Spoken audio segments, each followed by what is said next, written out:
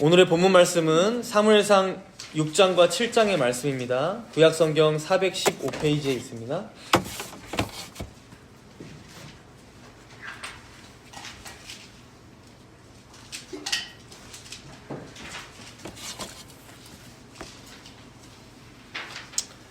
사무엘상 6장과 7장의 말씀, 오늘 본문 말씀인데 봉독은 6장 17절에서부터 7장 4절까지 쭉 이어서 봉독하도록 하겠습니다.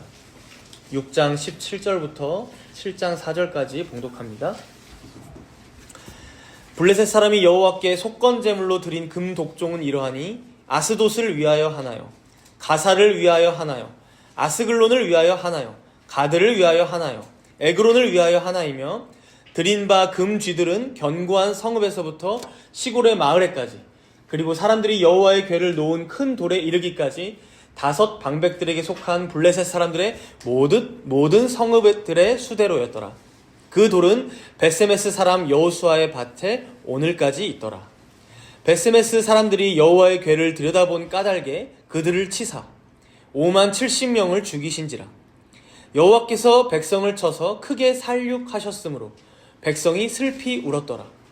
벳세메스 사람들이 이르되 이 거룩하신 하나님 여호와 앞에 누가 능히 서리요, 그를 우리에게서 누구에게로 올라가시게 할까 하고 전령들을 기럇 여아림 주민에게 보내어 이르되, 블레셋 사람들이 여호와의 궤를 도로 가져왔으니 너희는 내려와서 그것을 너희에게로 옮겨가라.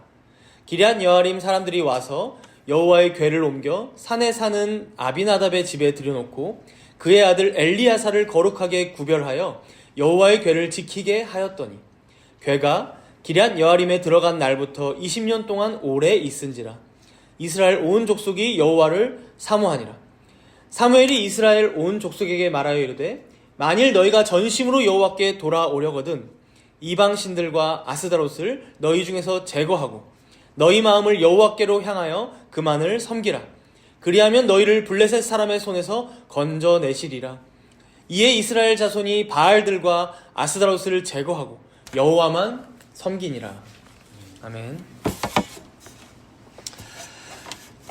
지난주 말씀에서는 이스라엘이 블레셋과 전쟁을 벌였습니다. 이 첫 번째 전쟁에서 이스라엘은 자신들이 블레셋에게 패배하자 자신들에게 있는 가장 비장의 무기라고 할 수 있을까요? 하나님의 언약궤를 전쟁터로 들고 나와서 두 번째 전쟁을 치렀지만 오히려 그 전쟁에서 더 많이 패배하게 되고, 그 결과로 아주 많은 군사들이 죽고 3만 명이 죽었죠.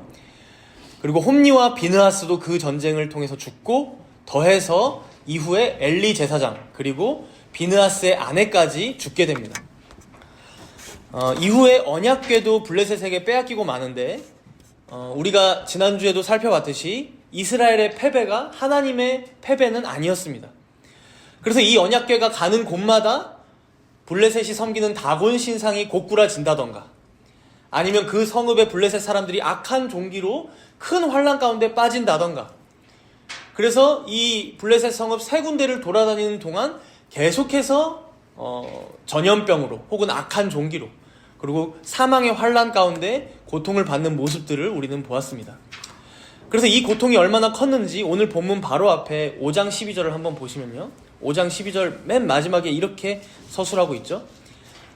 블레셋 사람들의 성읍입니다. 성읍의 부르짖음이 하늘에 사무쳤더라. 얼마나 이 블레셋 사람들의 고통이 컸는지 이렇게 표현하고 있는 것입니다. 결국 이 말씀은 거룩하신 하나님의 언약궤가 자신들과 함께 있는 것을 감당하지 못하는 인생들의 한계를 보여줍니다. 전능하신 하나님의 영광을 도대체가 이 유한한 인생이 받을 수도 없고 수용할 수도 없는 것을 보여주고 있는 장면입니다. 그렇기에 이어지는 오늘 본문 6장 1절부터 보시면 이미 언약궤를 성읍 안에 두지 못하고 어디에 뒀다고 합니까? 6장 1절에 여호와의 궤가 블레셋 사람들의 지방에 있은지 7달이라고 하는데, 여기 지방이 각주에 보시면 뭐라고 되어 있어요? 각주가 있는 성경책들이 있을 텐데 들입니다. 들. 그야말로 빈 들. 그러니까 성읍에 갖다 놓지 못하고 아무도 없는 곳에다가 갖다 놓고 야, 저 하나님의 언약궤 제발 그 누구도 건드리지 않았으면 좋겠다 하고 그런 마음으로 갖다 놨다는 거예요. 그리고 그렇게 한 지 7달이 되었다. 이거는 이제 기간적으로 7개월 자체를 의미할 수도 있지만, 여러분 이 7이라는 숫자는 우리가 계속해서 봤지만 완전수잖아요. 이 언약궤가 여기 7달 있었다라는 것은 하나님의 때가 찼다라는 거예요. 그래서 이제 옮길 때가 되었다라는 의미입니다. 그래서 2절부터 또 보시면요, 본격적으로 블레셋 사람들이 뭘 생각하게 되냐면, 이 언약궤를 어떻게 이 자신들에게서부터 다시 다른 외부로 내보낼까, 이 대책을 세우고 있습니다. 블레셋 사람들의 모습을 보세요. 여러분, 언약궤가 이들과 함께 해도 문제입니다. 언약궤를 탈취해 왔지만, 우리가 이스라엘에게 이겼다라는 그 증거로 그들의 신을 잡아왔다고 생각했지만, 여러분 이 언약궤를 도대체 어떻게 해야 할지 지금 어쩔 줄을 몰라 하고 있습니다. 혹은 반대로 어쩔 줄 모르겠으면 뭘 해야 될까요? 이 언약궤 앞에 회개해야 되지 않겠습니까? 거룩하신 하나님 앞에 자신들의 죄를 회개하고 차라리 그를 믿겠다라고 하면 되는데 그러지는 또 않아요.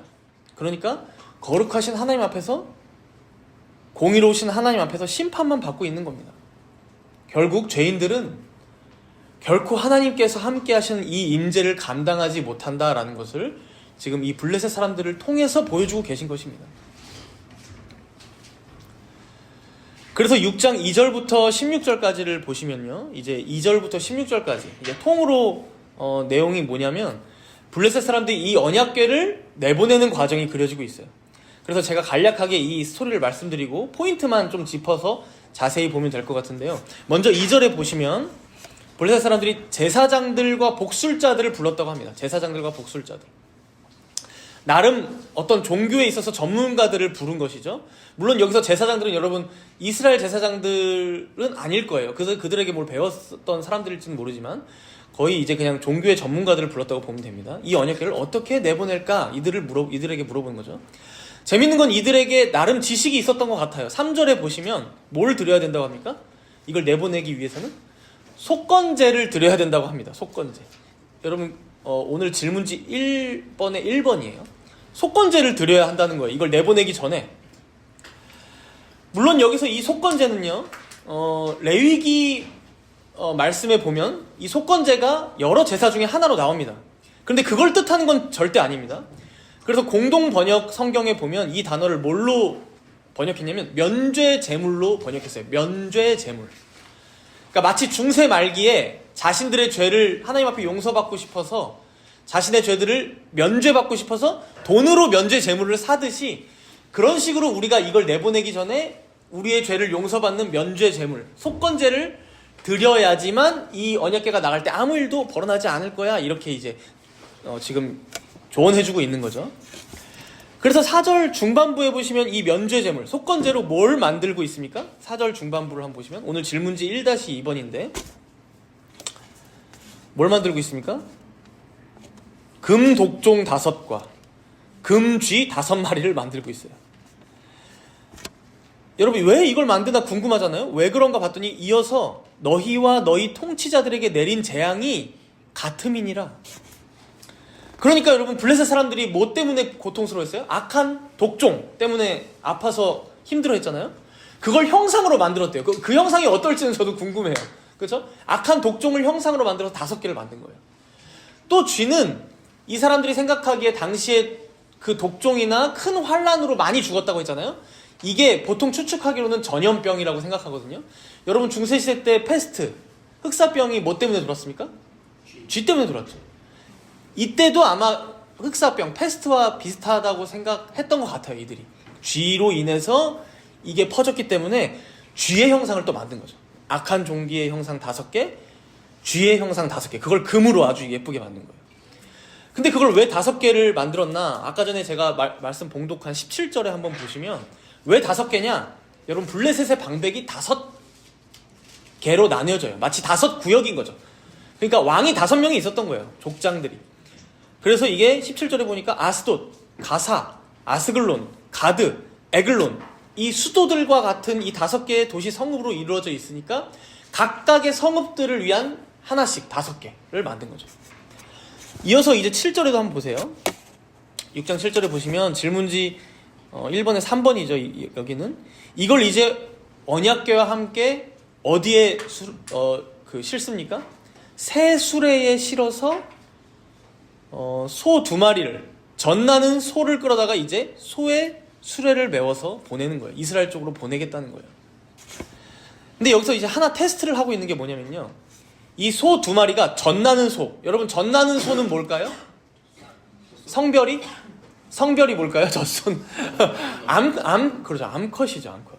그러니까 암소 2마리로 이 수레를 끌게 해서 가게 했다는 거예요. 근데 테스트를 하나 한 게 뭐냐면, 여러분, 암소들은 뭘 낳습니까? 새끼 송아지를 낳죠. 그래서 간 낳은 송아지가 있는 암소 2마리를 이 수레를 끌게 하는데, 간 낳은 송아지는 자기 집으로 다시 돌려보냈다는 거예요. 그런데 이 수레는 어디를 향해 있어요? 이스라엘 향해 있는 거예요. 그러면 여러분, 이 암소들이 어떻게 움직일까요? 본능적으로 한번 생각해 보세요. 새끼는 집에 있고 자기들이 서 있는 곳은 뭐 이스라엘이지만 어디로 갈까요? 돌아가서 본능적으로 새끼 송아지를 향해 가죠.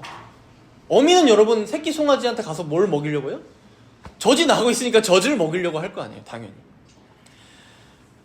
그래서 사람이 끌지 않고서 이걸 냅뒀는데, 이제 9절에 한번 보시면요, 이들이 생각한 게 뭐냐면, 그럼에도 불구하고 이 본능을 거슬러서 이스라엘 벳세메스까지 쭉 가면 어떻게 생각하겠다는 거냐면, 이 재앙이, 지금까지 우리가 겪었던 이 고통스러운 재앙이 이 언약궤에 하나님께서 우리에게 내리신 줄을 믿겠다라는 거예요. 본능을 거스르고 이스라엘까지 그냥 쭉 가면. 근데 만약 그게 아니라 본능대로 돌아서서 새끼 송아지를 향해 가서 젖을 먹이겠다라고 돌아서면, 지금까지 우리가 겪었던 이 재앙들은 그냥 하나님이 주신 게 아니라 우연히 일어났구나라고 판단하겠다는 거예요. 테스트 해보겠다는 거죠. 뭔지. 마치 점치는 거예요, 사실은. 그 결과가 어떻게 되냐면요, 12절입니다. 12절 우리 함께 읽어보도록 하겠습니다. 12절 읽습니다. 암소가 벳세메스 길로 바로 행하여 대로로 가며 갈 때에 울고 좌우로 치우치지 아니하였고 블레셋 방백들은 벳세메스 경계선까지 따라가니라. 여러분, 사실 이 테스트가 하나님 앞에서 굉장히 괘씸하잖아요, 그렇죠? 하나님께서 우리한테 주셨는지 안 주셨는지 하나님을 테스트하겠다는 거니까. 근데 이 암소 2마리의 본능은 결국 새끼 송아지에게 가는 거였을 거예요. 근데 그래서 여기 보니까 울며 가고 있어요. 울며. 음매하면서 울며. 자기 마음은 저기로 가고 싶은 것 같아요. 내 새끼한테 가야 되는데 자신들이 왜 자꾸 여기로 가지? 뭐 속상했을 수도 있겠죠. 그들이 인격은 없지만. 그러나 하나님께서는 이 소들을 어떻게 결국 인도하시냐면, 이스라엘의 벳세메스까지 좌우로 치우치지 않고 쭉 바로 가도록 인도하고 계셨다는 거죠. 그래서 16절에 보시면 블레셋의 5 방백이, 5 족장들이 이걸 다 지켜보고 있었다는 거예요. 그래서 결국 블레셋은 이 장면을 보면서 뭘 더 명확하게 된 거예요? 자신들이 지금까지 당한 재앙들은 다 저 여호와의 저 언약궤의 여호와 하나님께서 우리에게 주신 형벌이었구나, 이걸 더 명확하게 눈으로 확인하게 된 거예요. 여러분, 블레셋 사람들은 이 일을 통해서 자신들이 섬기는 신인 이 다곤과 그리고 언약궤에 임재하여 계시는 여호와 하나님의 그 차이를 확연하게 경험했을 겁니다. 다곤 신은 자신들을 지켜주지 못했어요. 오히려 여호와의 언약궤 앞에 완전히 고꾸라져서 그를 경배했죠.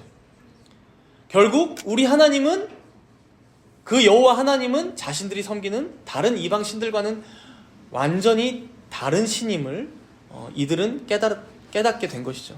결국 이 일을 통해 이 블레셋 온 땅 가운데 하나님의 영광이 밝히 드러나게 된 것입니다. 이제 이어서 이 언약궤가 도착한 벳세메스도 살짝 살펴볼 텐데요. 여기 벳세메스는 여러분, 이스라엘 땅 중에서도 유다 지파의 땅이에요. 유다 지파의 땅. 그래서 이제 여러분 여호수아서에 보시면 마지막에 땅 분배가 이루어지잖아요, 지파별로. 그럼 거기 중에서 유다 지파의 땅에 속해 있는 곳이 바로 벳세메스입니다. 근데 여호수아 21장에 보면 그 중에서도 이 벳세메스는 누구에게 할당된 성읍이었냐면 레위인들에게 할당된 성읍이었어요. 그래서 레위인들이 가서 살 수 있도록 된 성읍이라는 거죠. 그렇다면 물론 이제 사사시대를 지나오긴 했지만, 그럼에도 지금 여기에는 누가 가장 많이 살고 있었다고 볼 수 있을까요? 지금 현재 이 벳세메스에? 레위인들이 살고 있다는 거예요. 지금 여기에.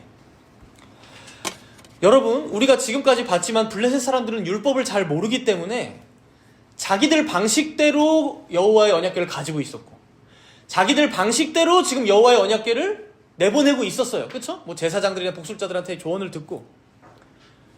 그런데 이제 베세메스 사람들은 어때야 합니까? 하나님의 말씀을 누구보다도 잘 알고 있고, 그리고 백성들을 잘 가르쳐야만 하는 레위지파 사람들이었어요. 그런데 이런 모든 기대들이 다 무너지는 일들이 다 벌어지고 있습니다. 이제 13절을 먼저 보시면요.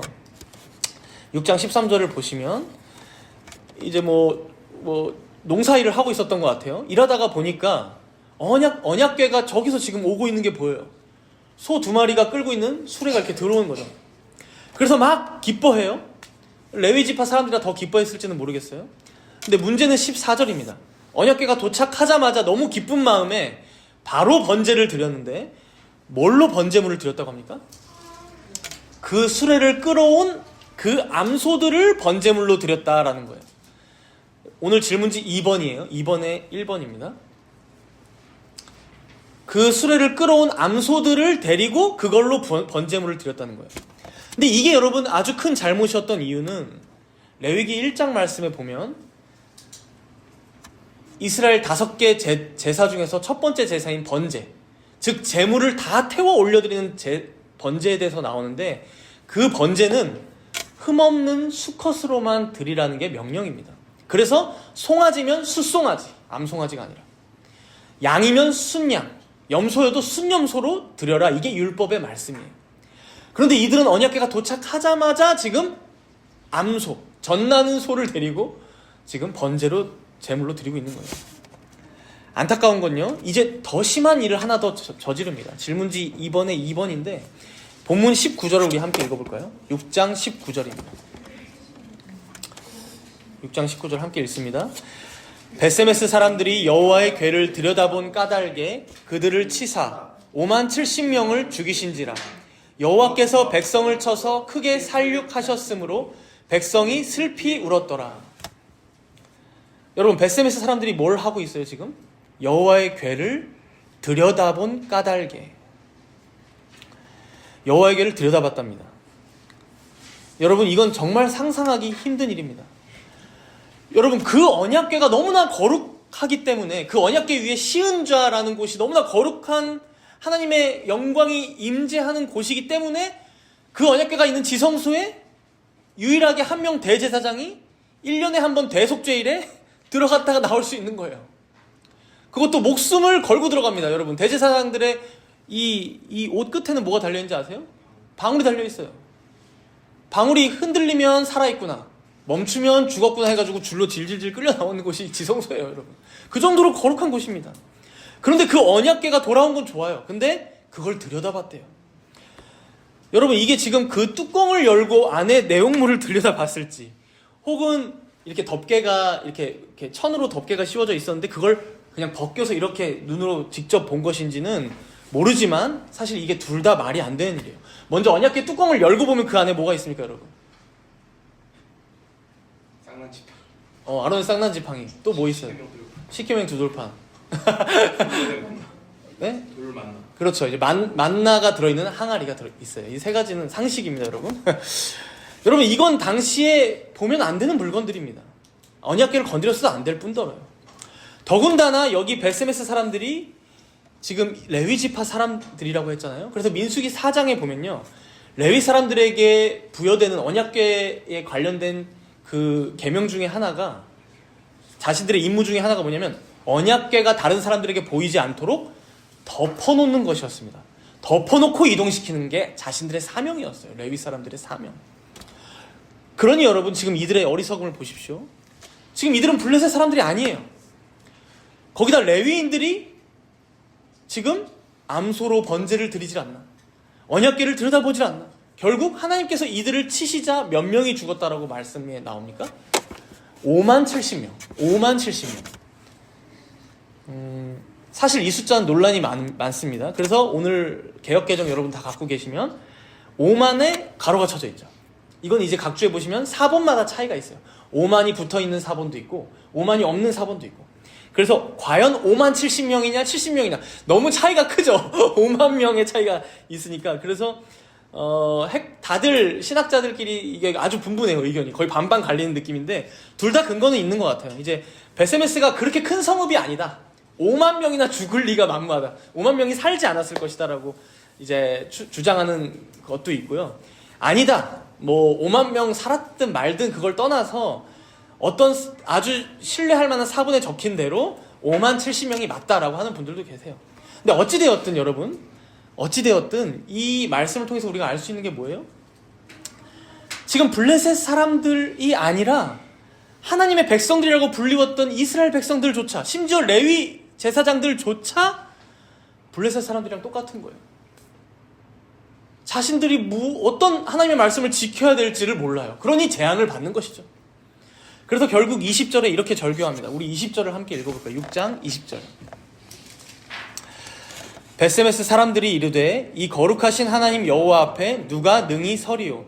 그를 우리에게서 누구에게로 올라가시게 할까 하고. 여러분 절규하고 있습니다. 거룩하신 여호와 하나님 앞에 누가 능히 서겠냐? 그를 우리에게서 누구에게로 올라가시게 할까? 어떻게 이걸 떼놓을 수 있을까? 이걸 또 고민하고 있어요, 얘들도.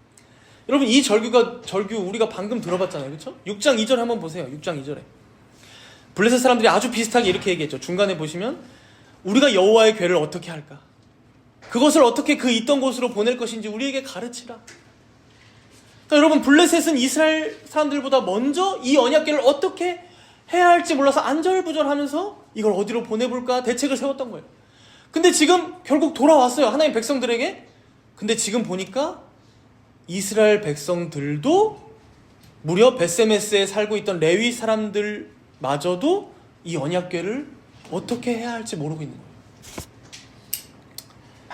사랑하는 여러분, 우리가 이 6장의 내용을 통해서 알 수 있는 게 무엇입니까? 하나님의 말씀으로 바로 서지 않는 죄인들은 결국 그 하나님의 임재 앞에 두려워하며 떨 수밖에 없다는 것입니다. 그것이 이방 족속이 되었든 심지어 하나님의 택함 받은 하나님의 백성들이든 레위 제사장들이어도 마찬가지라는 것이죠. 그리고 모두가 절규를 하게 되는 것이죠. 이렇게 이 거룩하신 하나님 여호와 앞에서 누가 능히 서리요? 그를 우리에게서 누구에게로 올라가시게 할까? 여러분 각자 자기 자신을 한번 되돌아봅시다. 여러분은 혹시 하나님께서 여러분과 함께 하신다는 것이 이렇게나 부담이 되고 있진 않으십니까? 거룩하신 하나님께서 나와 함께 하신다고? 그 하나님이 나와 함께 하시면 나는 어떻게 하지? 나는 내 맘대로 죄도 못 짓고 내 맘대로 하고 싶은 거 못하고 하나님 말씀보다 그 계명보다 내가 생각한 대로 하고 싶은 거 너무나 많은데 그렇게 하지도 못하고 어쩌다 내 인생이 이렇게 되었나? 하나님 어디? 안 가시나? 나에게서 좀 떼놓을 수 없나 하나님을? 어디 다른 데로 보낼 곳은 없나? 여러분 블레셋이든 이스라엘 백성들이 똑같이 하는 고민이에요. 마치 오늘 본문의 베세메스 사람들이 처음에 이 언약궤가 들어올 때는 좋아하고 환영했지만 막상 함께 있어 보니까 야 이거 내 감당이 안 되는 거예요. 감당이. 그래서 뒷걸음질 치고 있진 않냐라는 것이죠. 어떤 신학자 분께서는 이런 우리의 마음을 두고 그러니까 하나님이 우리와 함께 하시기를 바라면서도 한편에서는 그 거룩하신 하나님이 우리와 함께 한다는 것 때문에 두려운 마음이 생기는 걸 가지고 이렇게 표현했어요. 하나님의 임재는 우리의 최고의 기쁨인 동시에 최고의 위험이다. 최고의 기쁨인 동시에 최고의 위험이다. 여러분, 하나님께서 함께 하신 것은 최고의 기쁨이자 최고의 복입니다. 우리가 모세오경에서부터 지금까지 쭉 봤듯이 하나님의 언약궤가 성막, 그 지성소 안에 안치되어 있고 그렇기 때문에 그 성막에 나아가 우리가 제사를 드리며 그리고 내 죄를 용서받을 수 있는 것은 너무나 큰 복이고 기쁨입니다. 그러나 그 언약궤를 우리가 함부로 만지고 함부로 이동시켜서 심지어 내가 나가는 그 전쟁에 참전시켰을 때 어떻게 되는 거예요? 이스라엘 백성들, 이스라엘의 군사들이 3만 명이나 죽는 일이 발생하는 거예요. 함부로 그것을 대할 때. 그 언약궤가 다시 돌아온 것을 진심으로 기뻐했어요. 베세메스 사람들은. 그러나 하나님께서는 이 언약궤가 자신이 명령했던 대로 다루어지기를 원하고 계세요, 지금. 그러니까 여러분, 우리가 이렇게 드리는 이 예배가 하나님께서 말씀하신 대로 드려지길 원하신다는 거예요. 우리의 삶이 하나님의 그 뜻대로, 하나님의 그 계명에 순종함으로 살아가기를 원해 하신다는 거예요. 그런데 그렇지 않다? 그럴 때에는 오늘 베세메스 주민들이 받았던 이러한 고통을 우리도 때로는 경험하며 살아간다는 것이죠. 그러니 우리에게 탄식이 나오는 거죠. 여러분 꼭 기억하십시오. 하나님의 임재, 즉 하나님께서 우리와 함께 하신다는 것은 우리의 최고의 기쁨이자 동시에 최고의 위험이라는 것입니다. 그래서 이것을 조나단 에드워즈 목사님은 하나님 앞에서 가지는 경건한 두려움이라고 말했습니다. 경건한 두려움. 우리 하나님께서는 우리의 아버지이시기에 누구보다 우리와 친밀하고 가깝지만 그렇다고 우리가 그 하나님을 함부로 다루고 함부로 말하고 함부로 조종하려고 들고 함부로 여길 수 있는 분이 결코 아니라는 거예요. 그러니 우리 하나님 앞에 예배 한 번을 드리더라도 또 기도 한 번을 하더라도 또 이렇게 교회에 모여서 함께 교회를 운영하더라도 우리가 무엇을 위해 힘써야 합니까? 하나님께서 명령하신 대로 하나님께서 말씀을 통해 가르쳐 주신 그대로 행하기를 애써야 한다는 것입니다. 그분은 그저 우리가 우리 마음대로 하실 분이 아니기 때문입니다. 오히려 우리의 삶이 그분의 명령대로 그분의 요구대로 되어야 마땅한 것이고 그렇게 그를 경외하고 그분의 뜻에 순종하는 것이 바로 인간의 본분, 우리의 본분이라는 것입니다. 이 말씀 앞에서 여러분들 각자 자신을 되돌아보시기 바랍니다. 여러분들은 혹시 하나님께서 그저 나와 함께 하시면서 내 소원만 좀 잘 들어주셨으면 이런 바람을 가지고 여기까지 나오진 않으셨습니까? 하나님께서 우리에게 요구하시는 거 모르겠고 그 도덕법, 그 율법, 그 십계명은 다 모르겠고 그냥 하나님 내 아버지시고 내 하나님이시니까 그냥 좀 우리 인생 잘 풀리게 내가 하는 거 방해하지 않았으면 그냥 내가 잘 나가게만 해주셨으면 좋겠다 이렇게 생각하며 나오진 않냐는 것이죠. 여러분 이것은 주도권이 전이된 거예요. 주도권이. 온 세상의 온 세상 만물의 주인이 당연히 하나님이신 것처럼 우리 인생의 주인 또한 우리 주님, 바로 하나님이시기 때문입니다. 주님을 위하여 사는 삶이 바로 우리의 최고의 기쁨임을 여러분 잊지 마시기 바랍니다. 내가 잔뜩 죄만 짓고 사는데 아무런 문제가 없는 것은 여러분 복이 아닙니다. 그죠? 나와 함께 하신 하나님께서 내가 잘못된 길로 가려고 할 때면 바로 잡아주시고 그 죄를 막아주시고 그리고 다시금 바른 길로 인도하여 주시는 것이 바로 하나님이 가지신 주도권이고 하나님 아버지께서 우리를 향하신 사랑이시며 그리고 그분이 함께 하신다는 의미이고 그의 임재이며 그렇게 그분은 우리를 보호하시고 돌보시고 다스리고 계시다는 것입니다. 이제 이런 맥락 가운데 본문 7장이 시작됩니다. 7장 1절에 보시면 결국 이 언약궤가 베세메스 사람들이 감당을 못하니까 기럇 여아림으로 옮겨집니다. 다행히도 여기서는 기럇 여아림 사람들이 이 언약궤를 잘 가지고 있었던 것 같습니다. 보관을 잘했던 것 같아요. 그래서 레위 제사장으로 보이는 엘리야살이라는 사람이 이제 거룩하게 구별되어서 이제 이 엘리야살을 통해서 이 언약궤를 지키고 관리하도록 하고 있죠. 그리고 이제 다음 2절이 이어지는 2절이 중요한 말씀인데 우리 2절을 함께 읽도록 하겠습니다. 7장 2절입니다. 궤가 기럇 여아림에 들어간 날부터 20년 동안 오래 있은지라 이스라엘 족속이 여호와를 사모하니라. 여호와의 궤는 기럇 여아림에서 이제 안정을 찾았어요. 20년 동안이나 거기에 오래 있게 되었죠. 그런데 이어서 말씀하기를 이 20년 동안의 아마 기간을 설명하는 말씀인 것 같아요. 이스라엘 온 족속이 여호와를 사모했다고 합니다. 사모하니라. 근데 여러분 사모라는 단어가 우리가 평소에 쓰는 그런 단어의 의미가 아닙니다. 그래서 어떤 의미냐면 이게 질문지 3번에 있죠. 울다, 애통하다, 슬퍼하다라는 의미가 있습니다. 울다, 애통하다, 슬퍼하다. 다른 성경은 아예 그렇게 번역한 성경이 더 많아요. 울다, 애통하다, 슬퍼하다. 이스라엘 온 족속이 여호와 앞에서 울고 애통하고 슬퍼했다는 의미예요.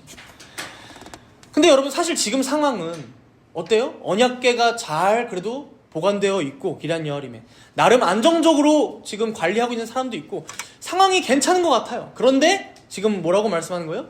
이스라엘 온 족속이 모두가 슬픔에 빠지게 되었다는 거예요. 애통하며 울며 지내고 있다는 거예요. 왜 그럴까요, 여러분? 우리가 지금까지 봐왔지만 이들이 사무엘상 4장에서부터 겪었던 일들, 4장은 여러분 전쟁이 시작되는 장면이에요. 아니 그보다 더 전부터 지속되어 왔던 뭐가 있었습니까? 1장에서부터 봤지만 성막에서 벌어지는 범죄들, 제사장들을 통해서 또 이스라엘 백성들이 계속해서 지어왔던 그 우상숭배의 범죄까지, 그러니까 전혀 하나님의 말씀과 상관없이 살아왔던 그 모든 날들을 이스라엘 백성들은 이제서야 슬퍼하며 애통해하며 울부짖으며 지내고 있었다는 거예요. 아마 벳세메스에서의 사건을 온 이스라엘 백성들이 전해 들었을 거예요. 70명이 죽었든 5만 70명이 죽었든.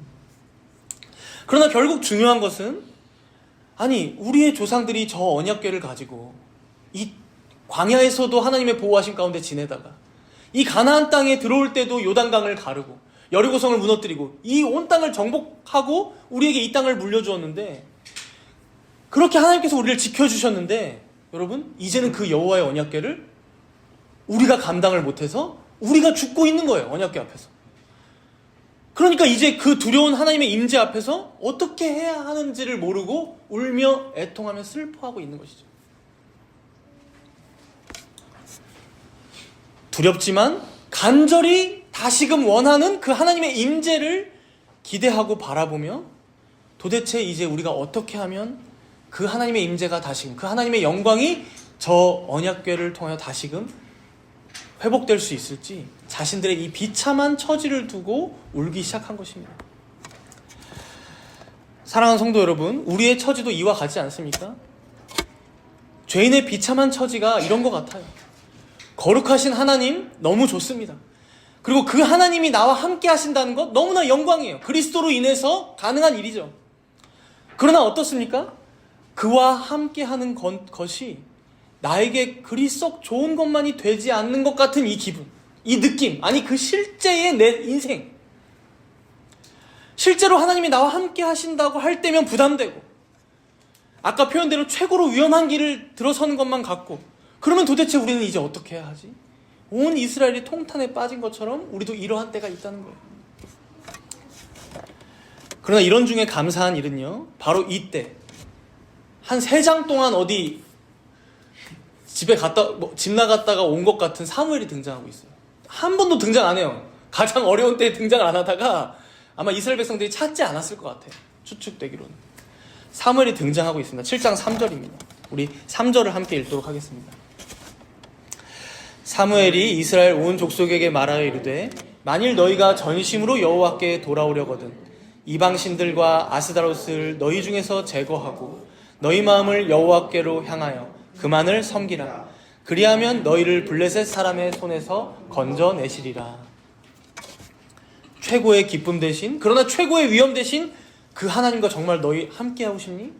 그 여호와께로 돌아오고 싶니? 그렇다면 전심으로 이방신들과 아스다롯을 너희 중에서 제거하고 너희 마음을 여호와께로 향하여 그만을 섬기라. 그리하면 너희를 블레셋 사람들의 손에서 건지시리라. 아마 이 마지막 블레셋 사람들의 손에서 건져내시리라, 이 사무엘의 말을 통해서 우리가 유추할 수 있는 것은, 아마 이스라엘 백성들이 언약궤를 돌려받은 뒤에도 계속 블레셋 사람들에게 고통을 받고 있지 않았나 싶어요. 그러다 보니까 자신들의 이 처지가 더 가혹하게 느껴졌겠죠. 이 애통과 슬픔이 더 깊어졌겠죠. 그런 이들에게 이제 사무엘은 결단을 촉구하는 거예요. 이방신들과 아스다롯을 너희 중에 제거해라. 여러분 얼마나 우상을 많이 숭배했으면 이렇게 말을 할까요?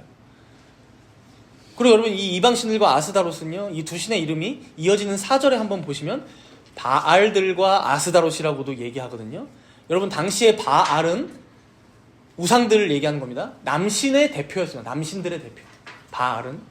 그리고 아스다롯은 여신의 대표였어요. 그러니까 각각 대표 한 명씩을 얘기하면서, 하나씩을 얘기하면서 너희들 이제 우상 숭배 다 하지 말라는 거예요. 이들이 풍요와 다산의 신들이었기 때문에 지금 이 이스라엘 백성들이 그 우상들을 섬기면서 의지하면서 살아갔을지 모르지만 이제는 너희들 가운데 이 우상들을 다 제거하라는 거예요. 오직 여호와 하나님만 섬기라는 것이죠. 결국 이런 사무엘의 주도하에 온 이스라엘이 하나님 앞에 진정으로 회개하기 시작하는데요. 이제 5절에 보세요. 5절에 보시면 어디에 지금 모이고 있습니까? 온 이스라엘이 미스바. 여러분 미스바 많이 들어보셨죠? 네. 그리고 6절에 보시면 이 미스바에 모여서 뭘 합니까? 미스바에 모여서 뭘 해요? 이게 질문지 5번이에요. 질문지 5번. 이스라엘 백성들이 회개하기 위해 미스바에서 행했던 두 가지가 나옵니다. 뭐가 나오죠? 첫 번째로 물을 길어와서 여호와 앞에 붓고 있습니다. 물을 길어와서. 두 번째로는 그 날을 종일 정했던 것 같아요. 금식했다고 합니다. 금식. 여기서 이게 무슨 의미입니까? 먼저 물을 여호와 앞에 붓는 행위는요. 이것도 이제 다 해석이죠, 여러분. 물은 농사에도 필요하고 가축들도 먹여야 되고 자신들도 먹어야 살아요. 어찌 보면 물이 많은 것은 풍요와 다산의 신인 우상들이 허락한 어떤 표일지도 몰라요. 근데 이 물을 가지고 하나님 앞에 그냥 부어버리는 것이죠. 이제 더 이상 우리가 그 우상들을 섬기지 않겠다. 혹은 이제 더 이상 우리의 생명을 유지하고 지탱하는 것은 이 물이라고 우리가 섬기지 않겠다. 오직 모든 생명의 주권자이신 하나님만을 섬기겠다라고 고백하는 신앙의 고백이죠. 물을 여호와 앞에 붓는 것. 금식도 그래서 마찬가지죠. 모든 생사화복의 주권이 여호와 하나님께만 있다면 우리가 그 주님 앞에 이제는 주님만을 섬기며 살아가겠습니다. 철저하게 회개하며 금식하며 나아갔던 것입니다. 그런데 여기 7절에서 11절까지를 보면 7장 7절에서 11절을 보면 한 사건이 터져요. 하나님 앞에 잘 회개하고 있는데 누가 또 쳐들어옵니까? 블레셋 사람들이 쳐들어와요. 이제 미스바에 사람들이 다 모였다고 하니까 한 방에 죽이려고 오는 것인지 자주 왔겠죠. 그렇죠? 근데 여기서 주목할 것은 이스라엘 백성들의 반응입니다. 블레셋 사람들이 쳐들어왔을 때 이스라엘 백성들의 반응. 우리가 전에 4장에서도 봤지만 여러분 이스라엘 장로들 중심으로 이들은 어떻게 전쟁을 진행해 왔었습니까? 하나님의 뜻은 전혀 물어보지 않았어요. 하나님께 기도도 하지 않았어요. 하나님의 말씀도 되짚어보거나 살펴보지 않았어요. 그냥 언약궤 가져다가 필요하면 써버려요. 그렇죠? 그러니까 대패한 것이죠. 그러나 여러분 이제 그런 일들을 다 겪고 나서 다 지나와서 이제 이스라엘 백성들이 회개한 이후에 이들이 얼마나 변했는지를 우리가 볼 수 있는 거예요. 본문 8절 우리 한번 읽어볼까요? 8절입니다. 7장 8절. 이스라엘 자손이 사무엘에게 이르되 당신은 우리를 위하여 우리 하나님 여호와께 쉬지 말고 부르짖어 우리를 블레셋 사람들의 손에서 구원하시게 하소서 하니. 여기 사무엘이 이제 우리와 함께 있는 사무엘이 참된 사사, 선지자의 역할을 하고 있구나라는 것을 이들이 믿고 알았기 때문에 이들은 사무엘에게 간청하고 있습니다. 우리를 위해 여호와께 쉬지 말고 부르짖어 달라는 것이죠. 그렇게 하나님께서 우리를 구원하시게 해달라는 거예요. 사랑하는 여러분, 사실 하나님께서 우리에게 바라시는 게 무엇이겠습니까? 어떤 문제가 어떤 고난이 여러분들 앞에 다 놓여 있을 줄 압니다. 여러분들 고민이 다 있으실 걸로 알아요. 그럼 우리가 마치 다 큰 자녀들처럼 이 문제는 딱 보니까 각이 요 정도가 나와. 그래서 내가 이렇게 대처하고 이렇게 내가 누구한테 도움을 청해서 이렇게 이 문제를 해결해 가면 되겠지. 그래서 딱 다 처리하고 돌아와서 하나님 앞에 하나님 제가 이 문제 이렇게 있었는데요. 잘 처리하고 왔습니다. 여러분 이렇게 사후보고하기를 원하실까요? 여러분 하나님께서. 여러분 하나님께서 우리에게 기도하라 하실 때 사실은 단순히 그 기도의 내용 하나하나를 듣고 싶어서가 아니에요. 여러분 지금 이 이스라엘 백성들이 보여주는 이 태도, 즉 이 문제, 이 역경, 여러분 뭐예요? 하나님이 아니고서는 안 되겠구나라는 거예요. 그 애통하고 가난하고 절박한 심정으로 오직 하나님만 의지하고 하나님께만 의탁하는 자, 그런 자가 되기를 바라심으로 지금 하나님께서는 기도하라 말씀하신다는 거예요. 여러분 하나님께서 무슨 우리에게 얼마나 선하고 거창한 기도를 원하시겠습니까? 사실 그렇게 명령하시지만 여러분 우리 입술에서 무슨 청산유수 같은 윤동주의 시와 같은 그런 아름다운 언어로 우리가 무슨 기도를 하겠습니까? 여러분 그죠? 그게 아니라 그저 떠듬떠듬이라도, 아니 말이 나오지 않더라도 눈물만 뚝뚝 흘리더라도 우리의 문제를 하나님 앞에 내려놓는 자, 하나님 아버지가 아니고서는 저는 못 살죠. 맞습니다. 저는 이런 자입니다. 저는 죄인입니다. 라고 고백하는 자, 겸손하게. 그런 자가 되기를 하나님께서는 원하시고, 결국 지금 그렇게 이스라엘 백성들을 이 세 장 만에 이렇게 만들어 오고 계신 거예요. 결국 하나님께서는 이들의 기도에 응답하십니다. 그리고 전쟁에서 승리하게 하세요. 본문 7장 10절을 보시면요, 이들은 이제야 사무엘을 통해 온전한 번제도 드리고 있어요. 이제 드디어 말씀에 맞는 합당한 번제도 드리고 있고, 근데 이때 블레셋이 가까이 오자 하나님께서는 큰 우레를 바라셔서 그들을 어지럽히세요. 그리고 11절에 보니까 이때를 틈타서 이스라엘이 블레셋을 추격해서 아주 크게 승리하죠. 얼마나 큰 승리였는지, 이제 뭐 땅도 다시 돌려받고 다시는 막 블레셋이 침범하지 않고 막 이런 전쟁이었습니다. 그러자 사무엘은 이 일을 기념하면서 돌 하나를 세웁니다. 우리 본문 12절을 읽어볼까요? 본문 12절입니다. 함께 읽습니다. 사무엘이 돌을 취하여 미스바와 센 사이에 세워 이르되 여호와께서 여기까지 우리를 도우셨다 하고 그 이름을 에벤에셀이라 하니라. 에벤에셀 많이 들어보셨죠? 여러분, 기념비의 이름이에요. 기념비의 이름. 여러분, 이 에벤에셀의 뜻이 뭘까요? 질문지 4번인데 두 가지가 있어요. 먼저 각주에 한번 보시면 뭐라고 나옵니까? 도움의 돌입니다. 도움의 돌. 에벤에셀, 도움의 돌. 그런데 본문에서 이 의미를 좀 더 확장해서 확실하게 알려주고 있는 게 뭐라고 알려주고 있습니까? 한 가지 더 의미가 있는 게 여호와께서 여기까지 우리를 도우셨다. 여호와께서 여기까지. 즉, 여러분, 이 여기까지라는 것에도 두 가지 의미가 있어요. 지금까지, 시간적으로 지금까지 도우셨다라는 의미도 있고, 장소적으로 이 장소까지 여기까지 도와주셨다는 의미도 있어요. 공간적으로, 시간과 공간의 의미가 다 있습니다. 여기까지. 그런데 여러분, 여기서 우리가 꼭 기억하며 맞춰야 할 내용이 있습니다.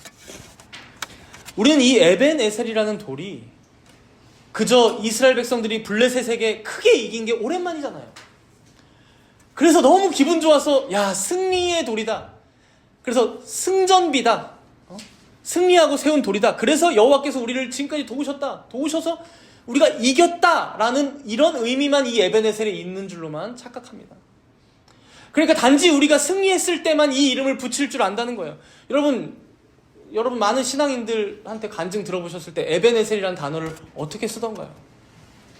야, 제가 취업을 오랫동안 준비해왔는데 정말 힘들었는데 가장 좋은 직장에 취업해서 하나님께서 에벤에셀, 여기까지 하나님께서 저를 도우셔서 붙여주셨어요. 막 이러죠. 혹은 우리가 뭐 신혼부부들 마음에 졸이면서 넣었던 주택 청약이 딱 붙으면 그때 에벤에셀, 그죠? 하나님께서 여기까지 우리를 도우셨다.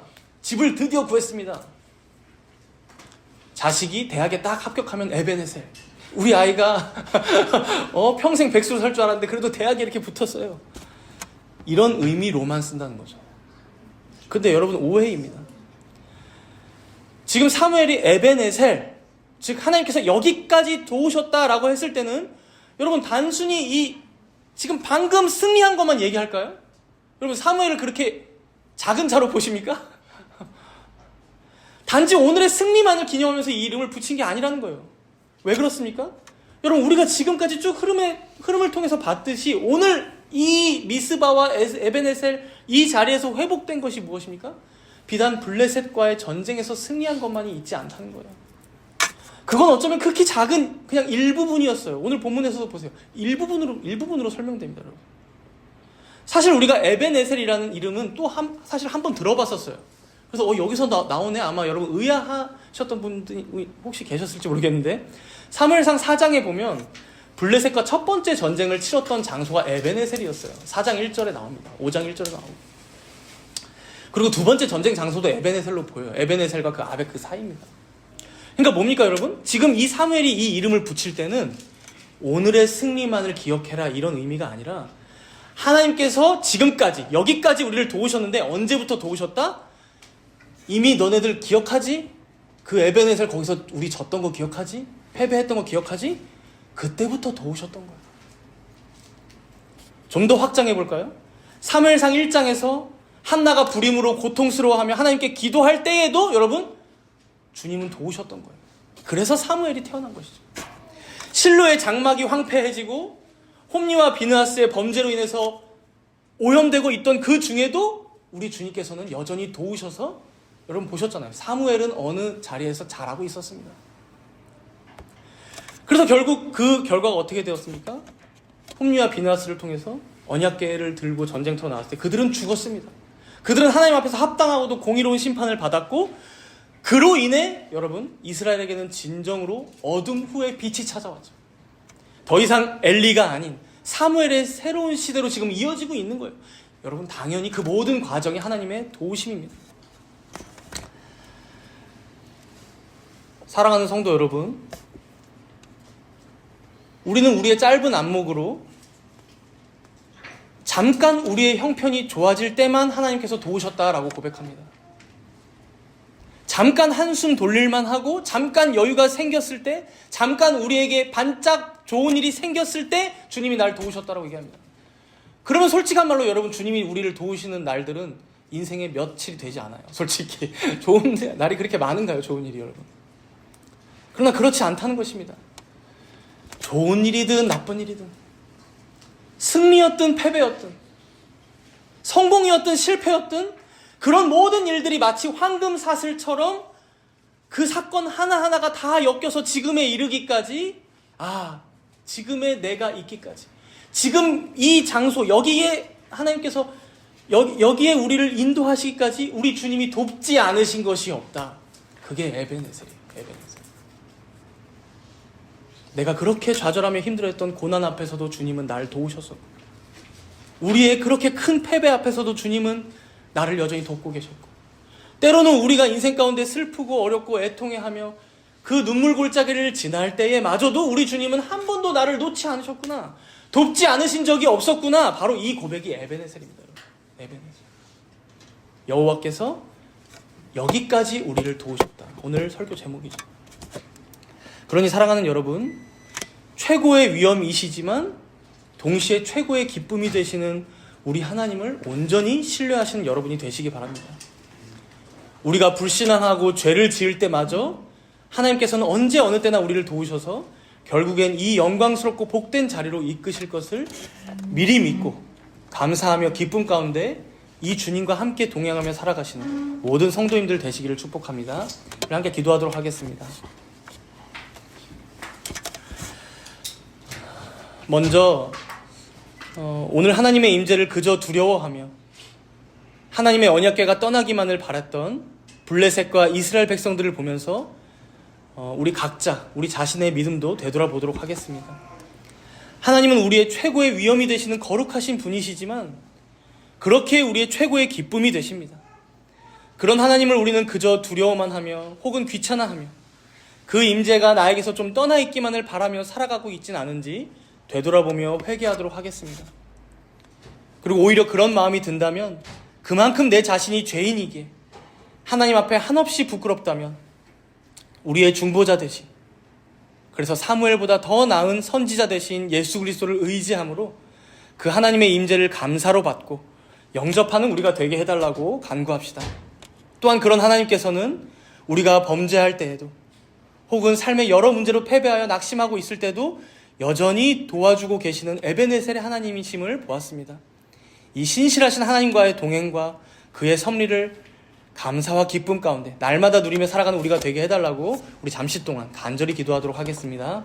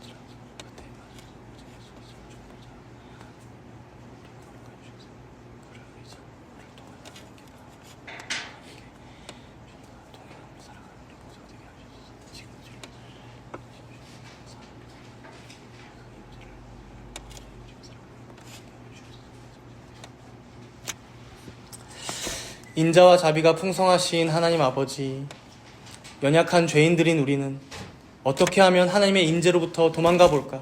숨어 볼 수 있을까? 날마다 궁리하며 살아가는 자들입니다. 에덴 동산의 아담을 얼마나 닮았는지 그저 나무 뒤로 가서 숨으면 될까 하고 그렇게 숨기 바쁜 것이 우리의 모습임을 너무도 자주 봅니다. 주여, 그러나 주님께서는 그러한 죄인들에게 가죽옷을 만들어 입히시고 또한 은혜의 언약을 선포하사 구원의 길을 예비하셨습니다. 우리가 비록 우리 자신의 모습만 볼 때는 숨기 바쁘고 도망가고 싶을 때 많지만 그런 우리를 위하여 죽으신 예수님을 믿고 의지할 때에 마치 오늘 사무엘과 함께 이스라엘 백성들이 다시금 회개하고 주님께 돌아왔던 것처럼 우리가 주님 앞에 설 수 있고 회개할 수 있고 은혜를 구할 수 있음을 믿습니다. 하오니 주님, 우리가 어떤 과정으로 여기까지 왔든지 이 모든 과정 가운데 주님의 도우심과 섭리가 없었다면 있을 수 없었음을 고백합니다. 에베네셀의 하나님께서 여기까지 우리를 도우시고 돌보셨기에 이 자리에 우리들이 있사오니 그 하나님을 온전히 신뢰함으로 또한 우리의 중보자이신 예수 그리스도를 온전히 믿고 의지함으로 거룩하신 삼위 하나님과의 동행과 그 임재를 온전히 누리며 기뻐할 수 있는 우리 모두가 되게 하여 주시옵소서. 이 모든 말씀 감사드리오며 우리 주 예수 그리스도의 이름으로 기도드리옵나이다. 아멘.